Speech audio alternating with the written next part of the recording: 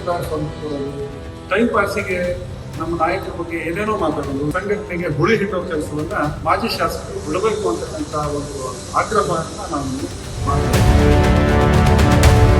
10 ವರ್ಷದಿಂದ ನೀವು ಕಳೆದ ಬಾರಿ ಶಾಸಕರಾದಂತಹ ಸಂದರ್ಭದಲ್ಲಿ ನೀವು ಏನ್ ಮಾಡಿದ್ರಿ ಸಾಧನೆ? ಗಲಾಟೆ ಮಾಡೋದು, ಜನರಿಗೆ ದೌರ್ಜನ್ಯ ಮಾಡೋದು, ಏಕವಚನದಲ್ಲಿ ಕಾರ್ಯಕರ್ತರು ಮಾತಾಡೋದು, ಇದನ್ನೇ ಮಾಡಿದ್ದಲ್ಲ ನೀವು.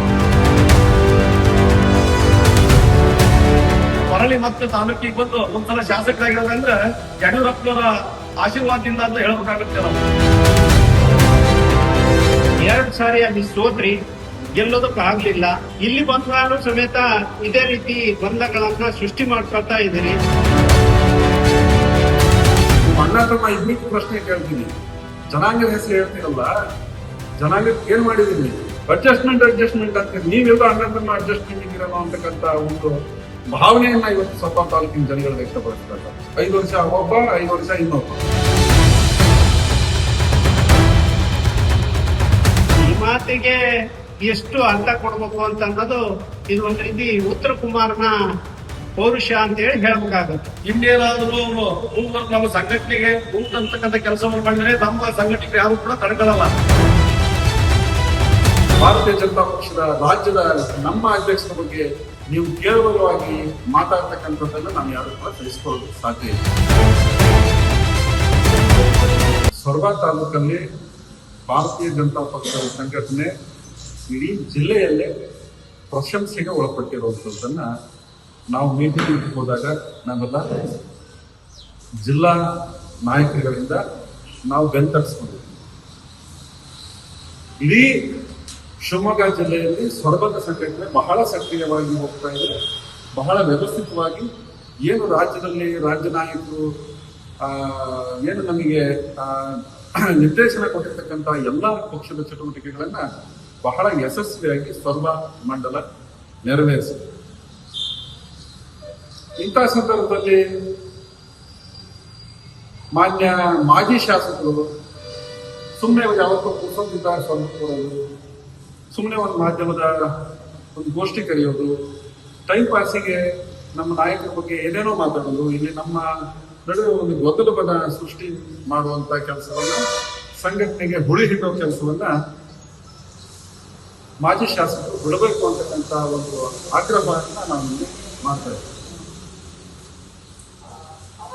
ಇದು ಯಾರು ಮಾಡಿರ್ತಕ್ಕಂಥ ಸಮಸ್ಯೆ ಸ್ವಲ್ಪದಲ್ಲ, ತಾವು ಮಾಡ್ಕೊಂಡಿರ್ತಕ್ಕಂಥ ಸ್ವಯಂಕೃತ ಅಪರಾಧ.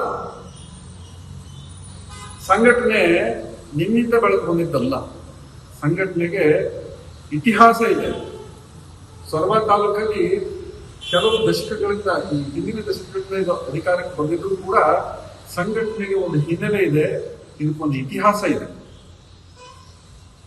ತಾವು ಸೋಪು ಸುಣ್ಣವಾಗಿ ರಾಜಕೀಯದ ಭವಿಷ್ಯವೇ ಶೂನ್ಯ ಆದಂತ ಸಂದರ್ಭದಲ್ಲಿ ನೀವು ನಿಮ್ಮನ್ನ ಭಾರತೀಯ ಜನತಾ ಪಕ್ಷ ಮಾನ್ಯ ಯಡಿಯೂರಪ್ಪನವರು ನಿಮ್ಮನ್ನ ಸೊರಬಕ್ಕೆ ತಂದು ಮರುಜನ್ಮ ಕೊಟ್ಟಂತ ಸಂದರ್ಭದಲ್ಲಿ ನೀವು ಮೊನ್ನೆ ಪತ್ರಿಕಾಗೋಷ್ಠಿ ಮಾಡ್ತಾ ಹೇಳಿದೆ, ಈ ಸಂದರ್ಭವನ್ನು ತಂದಿಟ್ಟವರು ಯಾರು ಅನ್ನುವಂಥ ಪ್ರಶ್ನೆಯನ್ನು ಮಾಡಿದ್ರು. ಕಳೆದ 10 ವರ್ಷದಿಂದ ಈ ಸಂದರ್ಭ ಇದೆ ಅಂತಕ್ಕಂಥ ಮಾತನ್ನ ಉಲ್ಲೇಖ ನೀವೇ ಮಾಡಿದ್ರು. ಆ 10 ವರ್ಷದಿಂದ ಈ ಒಂದು ಸಂದರ್ಭವನ್ನು ತಂದವರು ಯಾರು ಅಂತಕ್ಕಂಥ ಪ್ರಶ್ನೆಯನ್ನ ನೀವು ಮಾಡಿ. ಆ ಸಂದರ್ಭವನ್ನ ಮಾನ್ಯ ಮಾಜಿ ಶಾಸಕರೇ ನೀವೇ ಆ ಸಂದರ್ಭವನ್ನು ತಂದುಕೊಂಡಿದ್ದು, ಬೇರೆ ಯಾರೂ ಅಲ್ಲ. ಇಲ್ಲಿ ನಾನು ಹಿಟ್ಲರ್ ತರ ಅಧಿಕಾರ ಮಾಡ್ತೀನಿ ಅಂತ ಹೊರಟ್ರೆ ಈ ಪ್ರಜಾಸತ್ತಾತ್ಮಕ ವ್ಯವಸ್ಥೆನಲ್ಲಿ ಸಾಧ್ಯ ಇಲ್ಲ. ಅದು ಭಾರತೀಯ ಜನತಾ ಪಕ್ಷ ರಾಷ್ಟ್ರೀಯ ಒಂದು ದೊಡ್ಡ ಸಂಘಟನೆ. ಅಲ್ಲಿ ಎಲ್ಲ ಕಾರ್ಯಕರ್ತರ ಜೊತೆ ಒಡನಾಡಿ ತಗ್ಗಿ ಬಗ್ಗಿ ನಡೆದು ಕಾರ್ಯಕರ್ತರ ಸಮಸ್ಯೆಗಳಿಗೆ ಸ್ಪಂದನೆ ಮಾಡಿದ್ರೆ ಇವತ್ತು ನಮ್ಮ ಸೊರಬ ತಾಲೂಕಿನ ನಮಗೇನಿಲ್ಲ, ಗಟ್ಟಿಯಾಗಿದೆ, ಸಂಘಟನೆ ಗಟ್ಟಿಯಾಗಿದೆ.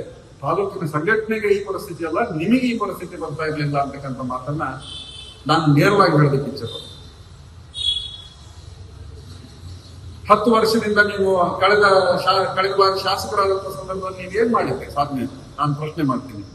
ದಾರಿಯಲ್ಲಿ ಹೋಗೋ ಬರುವಂತವ್ರಿಗೆ, ದಾರಿ ನಿಂತವ್ರಿಗೆ, ಸೈಡಿಗೆ ನಿಂತವ್ರಿಗೆ ಗಲಾಟೆ ಮಾಡೋದು, ಜನರಿಗೆ ದೌರ್ಜನ್ಯ ಮಾಡೋದು, ಏಕವಚನದಲ್ಲಿ ಕಾರ್ಯಕರ್ತರನ್ನು ಮಾತಾಡ್ಸೋದು, ಇದನ್ನೇ ಮಾಡಿದ್ದಲ್ಲ ನೀವು. ಮತ್ತೆ ಯಾವ ಪುರುಷಾರ್ಥಕ್ಕೆ ಕಾರ್ಯಕರ್ತ ನಿಮ್ಮ ಮಟ್ಟಿಗೆ ನಿಲ್ತಾನೆ? ಯಾವ ಅಭಿಮಾನಕ್ಕೆ ಕಾರ್ಯಕರ್ತ ನಿಮ್ಮಬೇಕು ಸೃಷ್ಟಿಯಾಗಿದ್ದು ಸಹ ಹೌದು ಸತ್ಯ, ಗೊಂದಲ ಸೃಷ್ಟಿಯಾಗಿದ್ದು ಸತ್ಯ. ನೀವು ಅರ್ಧಕ್ಕರ್ಧ ಓಟಲ್ಲಿ ಸೋತಿದ್ದು ಕೂಡ ಸತ್ಯ. ಇವತ್ತು ತಮ್ಮ ನ್ಯೂನತೆಗಳನ್ನ ಮುಚ್ಚಿ ಹಾಕೊಳ್ಳೋದಕ್ಕೆ ನೀವು ಮಾನ್ಯ ಯಡಿಯೂರಪ್ಪನವರ ಕುಟುಂಬದ ಬಗ್ಗೆ ಬೆರಳು ಮಾಡಿ ತೋರಿಸ್ತಕ್ಕಂಥದ್ದು ಎಷ್ಟು ಸರಿ ಇದೆ? ನಾವು ಸಂಘಟನೆಯನ್ನ ಮಾಡ್ತಕ್ಕಂಥ ಸಂದರ್ಭದಲ್ಲಿ ಸ್ವಲ್ಪ ಮಂಡಲಕ್ಕೆ ನೀವು ಯಾವ ಕಾರ್ಯಕ್ರಮದಲ್ಲಿ ಭಾಗಿಯಾಗಿದ್ದೀರಿ ಸ್ವಾಮಿ? ಬೂತ್ ಸಮಿತಿಯ ಸಭೆಗಳಾದಾಗ ಪ್ರಶಿಕ್ಷಣ ವರ್ಗವನ್ನು ನಾವು ಮಾಡಿದ್ದೀವಿ. ಸಸಿ ನೋಡ ಕಾರ್ಯಕ್ರಮ, ಸ್ವಚ್ಛತಾ ಅಭಿಯಾನ, ನಾವು ಪಾಯಿಂಟ್ ಮಾಡಕ್ ಆಗೋದಿಲ್ಲ ಅಷ್ಟು ಕಾರ್ಯಕ್ರಮಗಳು ನಾವು ಸ್ವಲ್ಪದಲ್ಲಿ ಪ್ರತಿನಿತ್ಯ ಮಾಡ್ತಾ ಇದ್ವಿ. ಮನ್ ಕಿ ಬಾತ್ ಕಾರ್ಯಕ್ರಮ ಮಾಡ್ತಾ ಇದ್ವಿ. ಮೊನ್ನೆ ತಿರಂಗ ಯಾತ್ರೆ ಮಾಡಿದ್ವಿ. ಇನ್ನು ನಿಮ್ಮ ವಾಸನೆನೂ ನಮಗೆಲ್ಲೂ ಕಂಡಿಲ್ಲ ಸಂಘಟನೆ. ಸ್ವಚ್ಛತಾ ಅಭಿಯಾನ, ಆಮೇಲೆ ಮೋದಿಯವರ ಜನ್ಮದಿನಕ್ಕಾಗಿ ನಾವು ಒಂದು ಸಪ್ತಾಹವನ್ನೇ ಒಂದು ತಿಂಗಳಗಟ್ಟಲೆ ಕಾರ್ಯಕ್ರಮ ಮಾಡ್ತೀವಿ ಸ್ವಾಮಿ. ರಕ್ತದಾನ ಶಿಬಿರಗಳನ್ನು ಮಾಡಿದ್ವಿ, ಆರೋಗ್ಯ ಶಿಬಿರಗಳನ್ನು ಮಾಡಿದ್ವಿ. ಎಲ್ಲರಿಗೂ ನೀವು ಅಂತ ಒಂದು ರಾಷ್ಟ್ರೀಯ ಒಂದು ಅಭಿಮಾನದ ಪಕ್ಷದ ಅಭಿಮಾನದ ಕಾರ್ಯಕ್ರಮದಲ್ಲಿ ಯಾವುದಾದ್ರು ಒಂದು ಕಾರ್ಯಕ್ರಮದಲ್ಲಿ ನೀವೇನಾದ್ರು ಭಾಗಿಯಾಗಿದ್ರೆ ಏನಾದ್ರು ಮಾತಾಡೋದಕ್ಕೆ ನೈತಿಕತೆ ಇರ್ತಿತ್ತು ಅಂತ ನಾನು ಭಾವಿಸ್ತೇನೆ.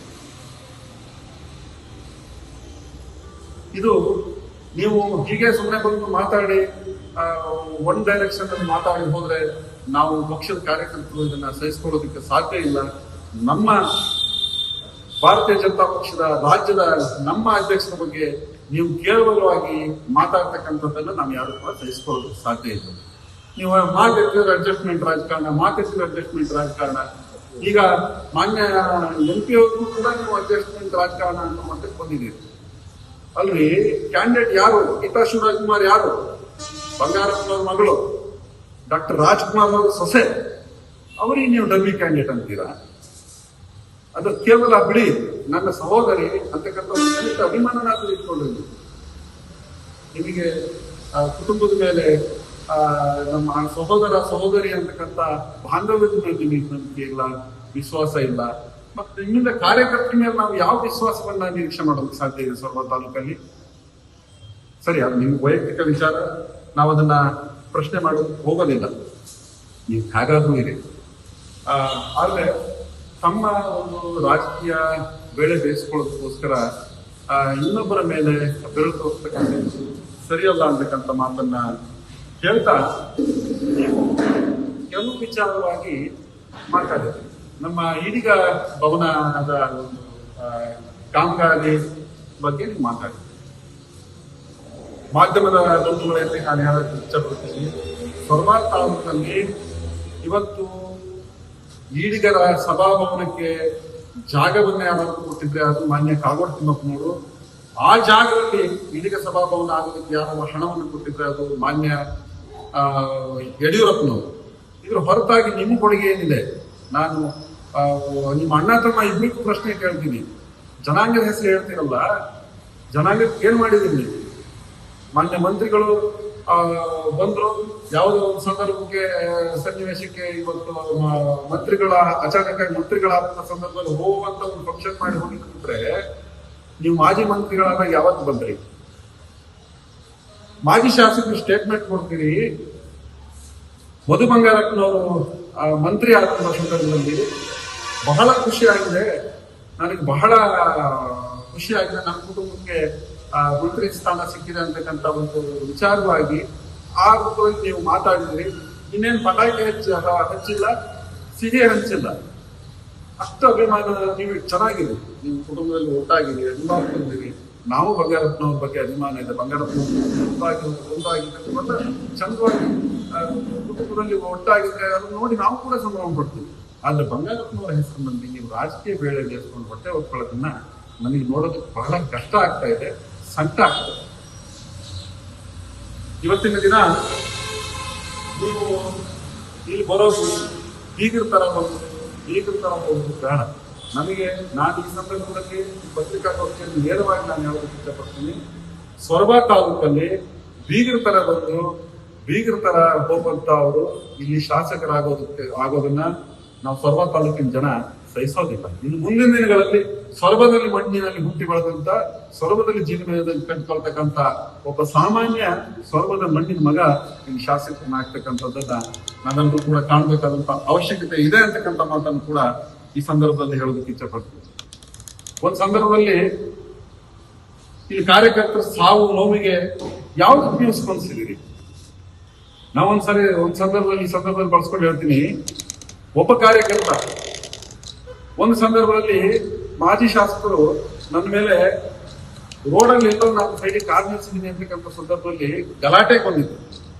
ಆ ಸಂದರ್ಭದಲ್ಲಿ ಒಬ್ಬ ಕಾರ್ಯಕರ್ತ, ನಮ್ಮ ಬಿಜೆಪಿ ಪಕ್ಷದ ಕಾರ್ಯಕರ್ತರ ತಪ್ಪಿಲ್ಲ ನಾನು ಹೇಳೋದು. ಅವ್ರ ಮೀಟಿಂಗ್ಗೆ ಕರೆದಂತ ಸಂದರ್ಭದಲ್ಲಿ ಕಾರ್ಯಕರ್ತರು ಯಾರು ಹೋದ್ರು ಅವರಿಗೆ ಕಣ್ಣೊರೆಸುವ ಒಂದು ಮನಸ್ಸನ್ನ ತಿರುಚುವ ಕೆಲಸ ಮಾಡಿ ಅವ್ರನ್ನೆಲ್ಲ ಪ್ರಚೋದನೆಗೆ ಒಳಪಡಿಸಿ ಕರೆದಿದ್ದು ಬಿಟ್ಟರು. ಅವತ್ತೊಬ್ಬ ನನ್ನ ಮೇಲೆ ಗಲಾಟೆ ಕೊಟ್ಟಂತ ಕಾರ್ಯಕರ್ತ ಕ್ಯಾನ್ಸರ್ ಆಗಿ ಮನೆಯಲ್ಲಿ ಸಾವು ನೋವಿನ ಸಂದರ್ಭದಲ್ಲಿ ನರಳ್ತಾ ಇರ್ತಕ್ಕಂಥ ಸಂದರ್ಭದಲ್ಲಿ ನಮ್ಮ ಕಾರ್ಯಕರ್ತರು ಕೂತ್ಕೊಂಡು ಹೇಳಿದ್ರು, ಡಾಕ್ಟ್ರೆ ಆತನಿಗೆ ಬಹಳ ನಮ್ಮ ಸಕ್ರಿಯ ಕಾರ್ಯಕರ್ತ, ಬಿಜೆಪಿಗೆ ಬಹಳ ಅಭಿಮಾನ ಇದ್ದಂತ ಕಾರ್ಯಕರ್ತ, ಆತನ ಬಂದು ಮಾತಾಡ್ತಾನ ಅಂತ ಹೇಳಿದಂತ ಸಂದರ್ಭದಲ್ಲಿ ನನ್ನ ಕೈಲಾದಂತ ಒಂದು ಸಹಾಯದೊಂದಿಗೆ ಆತನ ಮನೆಗೆ ಹೋದಂತ ಸಂದರ್ಭದಲ್ಲಿ ಆತ ಗೊಳೋ ಅಂತ ಹತ್ತು ಬಿಟ್ಟ.